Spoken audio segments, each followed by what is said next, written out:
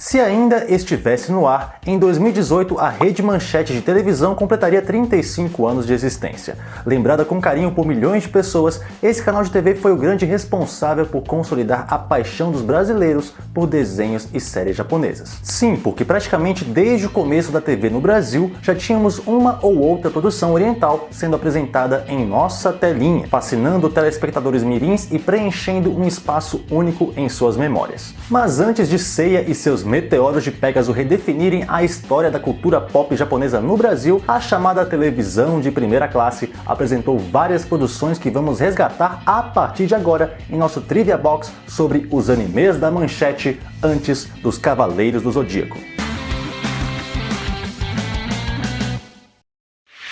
A história da Rede Manchete tem um início um tanto triste, pois seu nascimento está vinculado diretamente à extinção de uma outra emissora histórica em nosso país, a TV Tupi. Foi a partir do leilão da licitação dos ativos dessa emissora, que também apresentou muitas séries e animes a nós brasileiros nas décadas de 60 e 70, que nosso conhecido Silvio Santos fortaleceu o alcance de sua TVS, que se tornaria o SBT alguns anos mais tarde. O Grupo Abril adquiriu equipamentos que dariam origem anos depois à MTV Brasil, e o jornalista e empresário Adolfo Bloch teve base para lançar a sua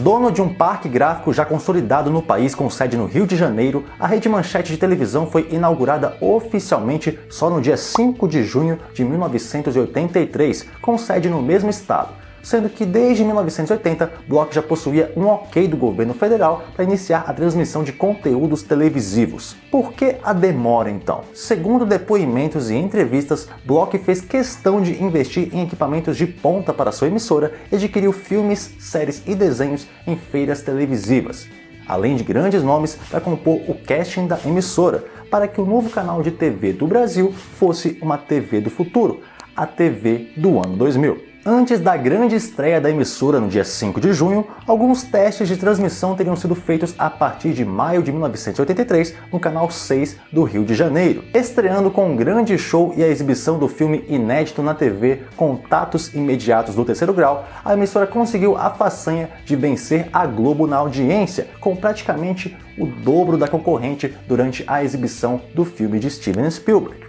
E ao longo de sua existência, em várias outras ocasiões, a emissora incomodava a hoje maior emissora do país, como nesse dia aqui. Em maio, Cavaleiros do Zodíaco, segunda fase, desenhos inéditos. Voltando ao tema do nosso Trivia Box, que é tratar justamente dos animes exibidos antes desses caras de armadura aí estrearem na finada emissora em 1994, a programação da Rede Manchete em seu primeiro ano de existência ocupava apenas parte do dia, e para tapar buraco antes da faixa de shows e do telejornal da emissora, o senhor Adolfo Bloch comprou um monte de enlatados americanos, desenhos da Hanna-Barbera e, meio que sem querer querendo, animes. Eu tô arrepiada. O primeiro que foi ao ar no canal foi O Pirata do Espaço. Criado por Gosaku Ota, esse anime, que é conhecido por Groiser X no Japão, é uma produção de 1976, curtinha, com 36 episódios, animados pela NEC Productions, a mesma empresa que fez o anime do Pequeno Príncipe, bem famosinho por aqui. Acompanhando de perto toda a produção estava Go Nagai, grande responsável por revolucionar o gênero de animes de robô gigante com a criação do Mazinger Z. Ele é comumente creditado como supervisor do anime. Na história, os pilotos Rita e Joe se unem para combater a ameaça do Império Gailar e seus robôs bomba, a bordo do gigantesco Pirata do Espaço, um robôzão gigante que parece com, sei lá, uma coruja. Com bastante drama e uma trilha sonora grudenta, esse anime veio ao Brasil através da distribuidora Network, a maior fornecedora de desenhos animados para a TV brasileira nos anos 80. O anime estreou em um domingo no dia 19 de junho de 1983, logo passando a ir ao ar dentro do programa Clube da Criança, quando este ainda era apresentado por ninguém menos que a Xuxa em começo de carreira. Pirata do Espaço seguiu sendo apresentado até idos de 1985, conseguindo fisgar muitos fãs. O anime ganhou uma reprise anos mais tarde via CNT entre 1994 e 95 no programa Tudo por Brinquedo, comandado por uma apresentadora infantil padrão Xuxa chamada Mariane. Para quem quiser matar saudades, a série foi lançada em 2014 no mercado brasileiro de home video, mas alguns colecionadores relataram que a qualidade do material é bastante questionável, da mesma forma que a sua origem. Apesar da animação cansada e um roteiro onde o robozão sequer tem o protagonismo da história, esse pequeno clássico divertiu muitos baixinhos dos anos 80 antes que certos heróis mais modernos chegassem pela mesma emissora uns anos mais tarde. Ah, bem que eu desconfiava que você era bastante puxa-saco. A mesma network trouxe no pacote vendido para Manchete um anime que marcou bastante por conta de uma das primeiras anime songs brasileiras produzidas. Estamos falando de D'Artagnan e os Três Mosqueteiros, que estreou no canal em 21 de junho de 1983. Todos corajosos, sim, os famosos mosqueteiros, os perigos a enfrentar e ajudar terceiros, mil donzelas a salvar. O tema acabou sendo inserido em um LP do Clube da Criança lançado na época, e as vozes são atribuídas à dupla infantil Luciano e Patrícia, que uns anos depois fariam parte do conjunto Trem da Alegria, hit infantil na década de 80. Falando do anime, que não tem muita cara de anime, a sua história é baseada no clássico de Alexandre Dumas e foi produzida pela Nippon Animation em parceria com o estúdio de animação espanhol BRB International no ano de 1981, sendo finalizado com 26 episódios. O que chama a atenção aqui na série é o fato de todos os personagens serem cães e outros animais, que falam e agem como humanos. Por conta disso, o anime teve alguns nomes bem inventivos em outros países, como Dog, Tânia e os Três Mosqueteiros na França e D'Artacão e os Três Moscanteiros em Portugal. A história nos apresenta a versão cachorro do herói D'Artagnan se unindo aos lendários Três Mosqueteiros para lutar contra a vilania do Cardeal Richelieu. Com foco na aventura, essa série simpática chegou a ter uns episódios lançados em formato de longa-metragem anos mais tarde em VHS pela Mundial Filmes, e seu selo Mundo Mágico, com o título sem graça de Lord Dog, um cão a serviço do rei. E esse VHS foi convertido safadamente para DVD por uma distribuidora obscura, formato esse que depois foi replicado por várias outras distribuidoras nanicas, também obscuras, que mudavam a capinha do negócio. Para finalizar, no DVD a versão brasileira foi realizada na Master Sound, enquanto a série clássica foi dublada na Herbert Richards, no Rio. Todos os episódios da série foram lançados em quadrinhos no país, conforme comentamos em nosso Trivia Box dos heróis japoneses em quadrinhos, depois confere no link da descrição. Nem pensar. Super Aventuras apresentava ao público infantil versões, digamos, pouco felizes ou alegres de grandes clássicos da literatura infantil e fábulas conhecidas mundialmente.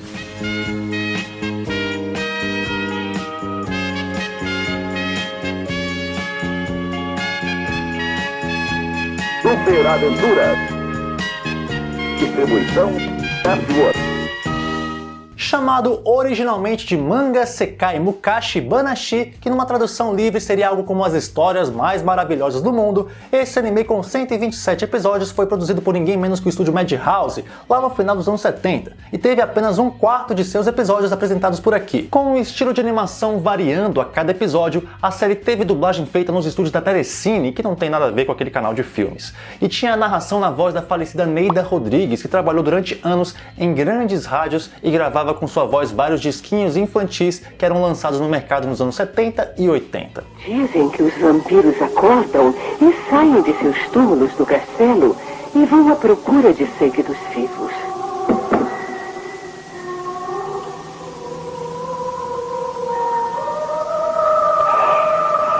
Eles se transformam em morcegos e voam para longe do castelo.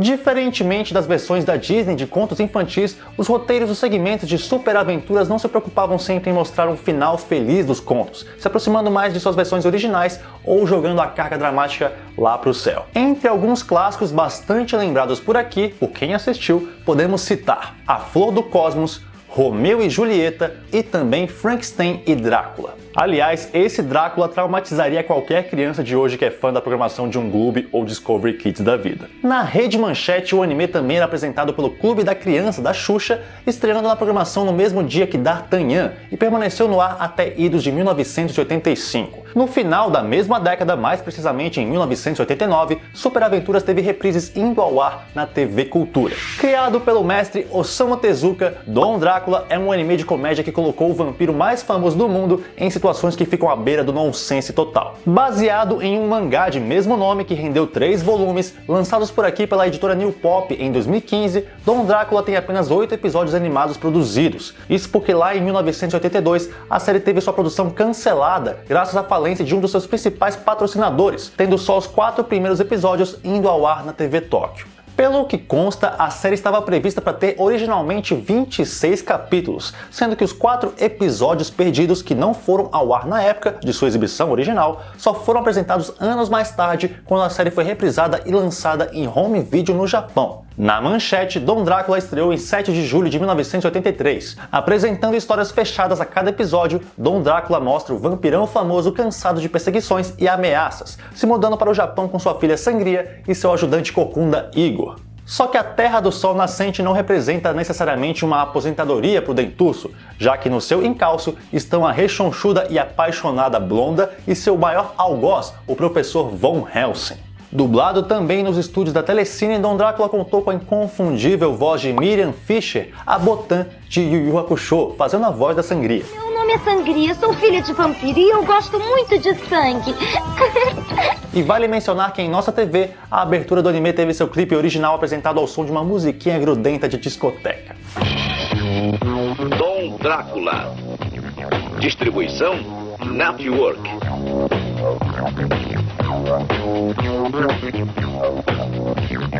Na mesma época em que o Pirata do Espaço foi reprisado pela CNT, Dom Drácula teve seus 8 episódios reapresentados para a alegria dos nostálgicos. Com personagens divertidos e situações hilárias, Dom Drácula é um desses animes que não perdem a graça com o tempo e vale uma conferida, já que foi lançado completinho em DVD em 2013 de uma forma não muito oficial, com direito a legendas retiradas de fansubers. Aí fica complicado defender, né? Por quê?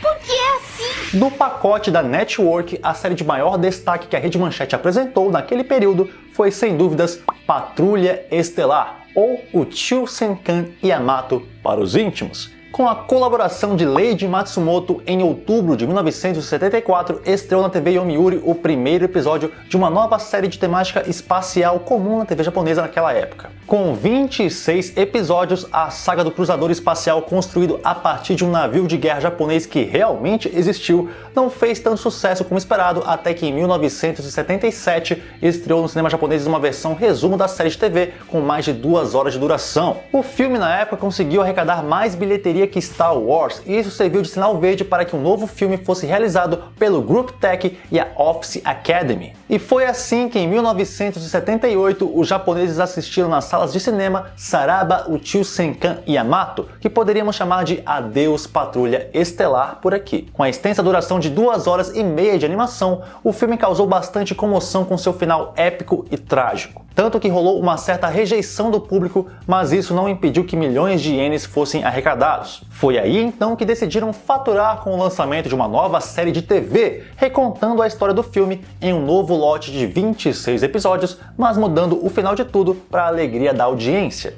Essa fase, chamada de Cometa Império, foi a que nós brasileiros conhecemos a partir de 28 de junho de 1983 na telinha da Manchete. O anime com versão brasileira feita na lendária dubladora carioca Herbert Richards estreou no Clube da Criança da Xuxa e, segundo pesquisadores, fez bastante sucesso. Dizem que o sucesso foi tanto que a emissora pediu mais episódios da distribuidora Network, que, a fim de faturar, acabou comprando a terceira fase do anime direto do Japão. Sim, pois a segunda fase tinha vindo dos Estados Unidos e lá trocaram o nome dos personagens, mexeram um pouco no roteiro, fizeram uns cortezinhos e mudaram o nome da série de Yamato para Star Blazers. E eis o porquê de conhecermos a série pelo nome de Patrulha Estelar por aqui. Durante a terceira série, a dublagem misturou nomes da versão anterior com a versão japonesa, numa salada meio louca, mas o mais legal é que o tema clássico da série foi exibido por aqui.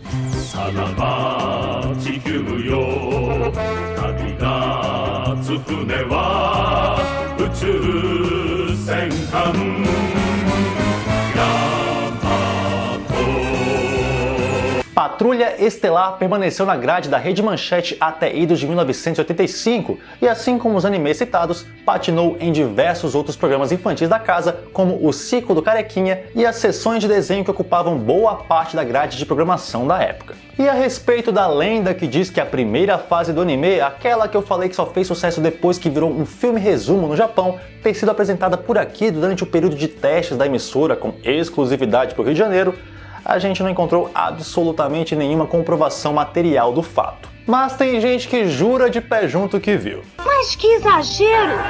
Para nós continuarmos esse vídeo e passar para o próximo anime, vou só mencionar 3 fatos. No começo da década de 90, a Herbert Richards resolveu criar um selo de distribuição de home video e lançou uma fita VHS com os 2 primeiros episódios da fase Cometa Império. Em idos de 2002, foi anunciado que o mangá original da série seria lançado por aqui pela editora Ópera Gráfica. Mas a coisa nunca aconteceu, pois descobriram que o responsável pela negociação não tinha direitos legais sobre a obra, o que tornaria o material um produto pirata. Porém, em julho de 2019, a New Pop Editora confirmou que trará o mangá para cá em um volume único luxuoso. Além disso, também foi anunciada a publicação de Yamato 2199, a adaptação para os quadrinhos de um remake mais recente da série original.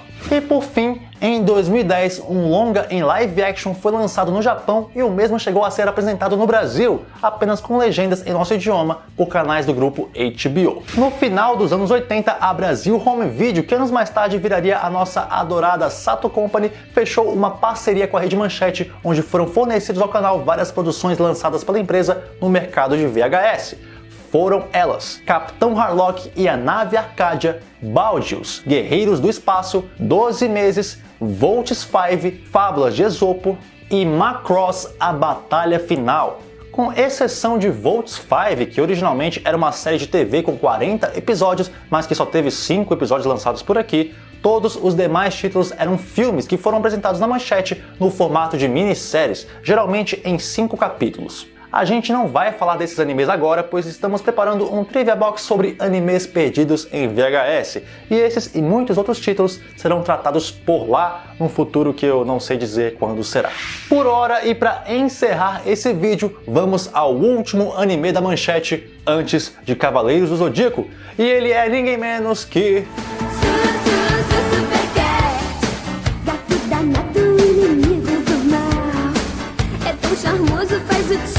Doraemon, o Super Gato, chegou por essas bandas através da WTC Comunicações em 1992 e foi apresentado no Clube da Criança da Angélica pouco antes da loira ir para o SBT. Numa estratégia de marketing um tantinho duvidosa, usaram uma música do primeiro disco da moça para divulgar o anime no programa. E ainda puseram um homem com uma fantasia fajuta do Gato Azul para interagir com as crianças. Dos quase 2.000 episódios da segunda série produzida em 1979, a partir do mangá de Hiroshi Fujimoto, apenas um lote de pouco mais de 20 capítulos foram exibidos pelo canal.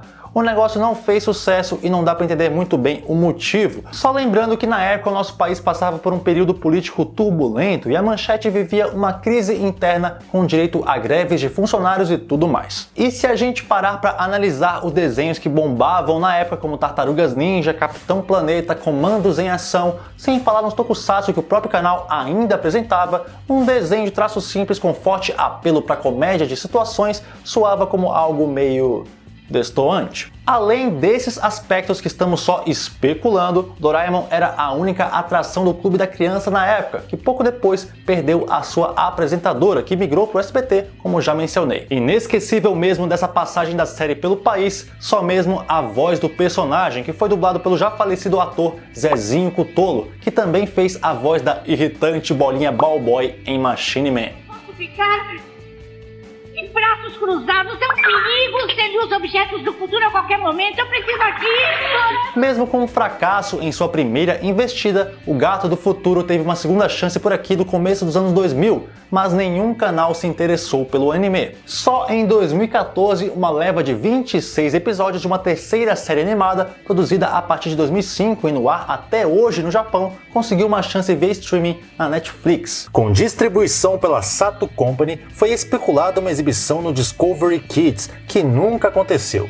Episódios da série foram disponibilizados no YouTube gratuitamente, até serem exibidos por um mês na Band, em janeiro de 2019, pouco antes do contrato da Sato com a série expirar. Por que será que um personagem tão icônico da cultura pop japonesa não conseguiu dar certo por aqui? Deixe nos comentários as suas opiniões. Antes de encerrar esse documentário, um anime do Mágico de Oz, com uma narração desnecessária feita pela Angélica, também foi apresentado na Rede Manchete, mas esse saiu em VHS e vai pro Trivia Box dos animes perdidos em VHS, que para sair mais rápido vocês vão ter que pedir e cobrar. Teve também a exibição dos longas O Príncipe Suzano e O Dragão de 8 Cabeças e Alakazam o Grande, que passaram nas sessões de filme do canal. Mas vamos falar deles em outro momento também. Obrigado por ficar conosco até o final. O único pedido que temos agora é aquele simples like para fazer valer as nossas horas de pesquisa e edição. O nosso agradecimento vai a você e, é claro, à Rede Manchete por toda a contribuição à história dos animes no Brasil. Até a próxima. Falou!